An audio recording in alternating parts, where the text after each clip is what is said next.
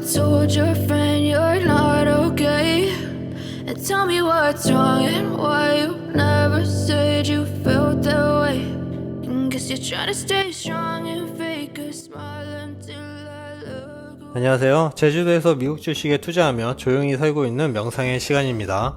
어제는 참 재밌으셨죠? 아니 파월이 약 드셨나? 그런 생각을 하게 했습니다. 아침에 일어나서 집 근처 바닷길을 걸으며 생각을 해봤는데 결과는 조금 뒤에 말씀드리고, 파월의 발언 이후로 급상승을 하며 나스닥 기준 4.41% 오르고 마감을 했습니다. 자, 분위기가 확실히 바뀌었죠. 금리 인하 없다, 그렇게 선빵을 먼저 날리더니 정작 본게임에서는 다른 이야기를 했습니다. 빠르게 한번 살펴보겠습니다. 우선 금리 인상 속도 조절할 수 있고 과잉 긴축하고 싶지 않다. 9월에 예상했던 최종금리보다는 어느 정도 높을 거다. 시장은 이미 5에서 5.25를 예상하고 있죠. 그리고 전체적으로 좋아지고 있는데 내년 말이나 되어야 CPI가 내려올 거다. 주택이 CPI를 높였다는 이야기죠. 이제 내려오는 추세라고 보고 있고 연착륙이 아직도 가능하다고는 믿고 있다는 말을 했습니다. 실업률도 긍정적이지만 아직 낮다. 임금이 높아서 장기적으로는 내려와야 한다. 마지막이 중요한데, 금융시장 긴축을 따질 때 미국채 금리, 실질금리, 자산 가격 등을 모두 참고를 한다. 전반적인 부분을 본다는 건데 아무래도 가장 파이가 큰 채권시장이 크게 요동을 친 것에 대해서 부담감이 있지 않을까, 그런 생각을 합니다. 그리고 지금 미국이 심각한 경기 침체가 오면 현재 국채 정세가 불확실성이 너무 강해서 자국의 부담감이 크지 않을까? 미국에 침체가 온다는 건 미국 기업들이 수익이 적어지는 거죠. 그렇다는 건 미국이라는 나라가 돈을 못 벌게 되는 겁니다. 지금 자국 우선주의로 미국으로 끌어들이고 있고 많은 국가들은 기업 유치를 하려고 혈안이 되어 있는 상황이라 속도 조절을 좀 하려는 게 아닐까. 그리고 앞으로도 계속 지표는 나아지지 않을까, 개인적으로 그런 생각을 합니다. 보면 파월이 이야기를 할 때마다 S&P는 3% 이상 하락을 했습니다. 그런데 이번에는 올랐죠. 제가 어제 영상에서 추세는 상승이다 이런 말씀을 드렸죠. S&P 500을 보면 상승을 해서 추세선을 맞췄습니다. 이제 오늘 내일 과연 추세를 넘어설지가 관건이죠. 나스닥제가 1차 상승으로 잡았던 12,000에 아직 도달은 못했고 S&P는 딱 올라왔습니다. 그럼 앞으로는 어떨까? 제가 계속 말씀을 드렸는데 신규 주문과 배송 관련 지표가 계속 급락을 했다고 말씀을 드렸었죠. 11월 신규 주문이 제조업 지수가 2020년 5월 이후 최저치로 하락을 했습니다. 그리고 글로벌 공급망 압력 지수와 핵심 상품 CPI 둘 다 급격히 하락하고 있습니다. 선박과 컨테이너가 놀고 있고 소비 지출은 높아졌지만 일부 상품으로 몰렸던 거고, 전체적으로 봤을 때에는 수요가 빨리 사라지고 있다.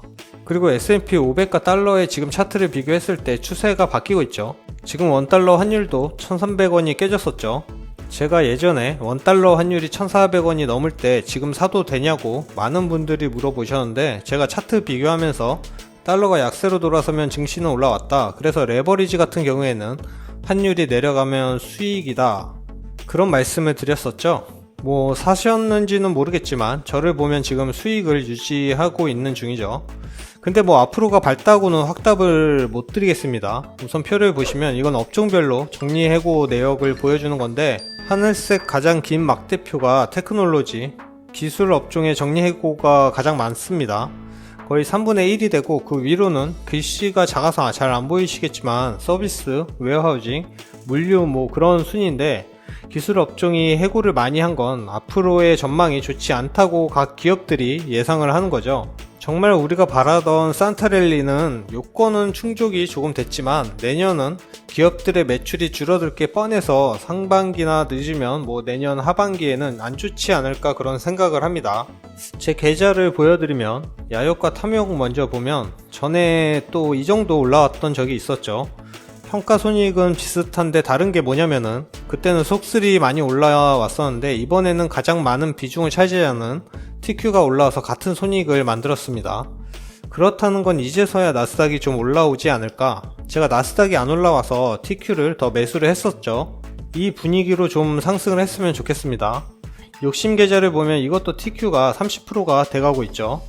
욕심 계좌는 TMF를 조금 더 사서 1,600달러가 됐는데 지금 전체적으로 환율이 내려와서 손익이 조금 적어졌습니다. 그래서 이제 앞으로 제 계획을 말씀드리면 제가 50%의 내년을 위한 여유 투자금을 가지고 있죠. 파월이 이야기를 하는 게 경기 침체도 걱정을 하는 걸로 보이지만 채권 시장을 조금 더 신경을 쓰는 걸로 저는 보여서 TMF도 오늘 조금 더 매수를 할 생각이고 전체적으로 10% 정도 비중을 늘릴 생각입니다. 근데 이건 장기로 가져가기보다는 단기로 보고 매수할 거고 만약에 어느 정도 랠리가 나오면 매도를 할 예정입니다. 다시 하락을 하면 그냥 가지고 갈 생각이고요. 계속 말씀을 드리지만 지금 가격이 절대 비싸다는 생각을 저는 안 해서 막 상승장이라면 TQ가 지금 40에서 50달러 되면 전 절대 이런 생각을 안 합니다. 불타기는 거의 안 하는데 전체적인 시장 상황과 가격대가 좋아서 개인적으로 판단을 해서 이런 계획을 세우는 겁니다. 다행히 선물 시장도 큰 변화가 없고 해서 혹시 아나요 이러다가 전쟁이 갑자기 마무리가 될지. 하여간 제 계획은 이렇고 절대로 매수를 권하는 건 아닙니다. 본인이 판단하셔야 하고 책임지셔야 하니까 그냥 이런 애도 있구나 그렇게만 봐주시길 바랍니다. 그럼 영상 마무리할게요. 조금의 도움이 되셨다면 구독, 좋아요 부탁드립니다. 오늘 하루도 조금만 더 고생하시고 고생 많으셨고 푹 쉬시는 저녁 시간 되시길 바랍니다. 그럼 내일 만나요.